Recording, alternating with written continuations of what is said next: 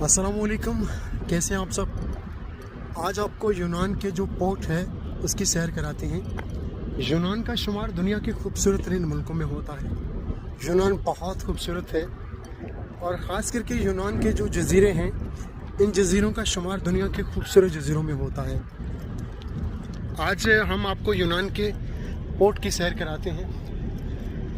इसका नाम है पिरिया और यहाँ से यूनान के तमाम जजीरों में जो है वो शिप जो है वो जाते हैं। बहुत खूबसूरत जगह है।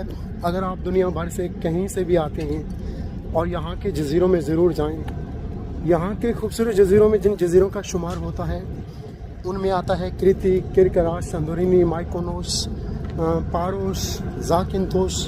बहुत खूबसूरत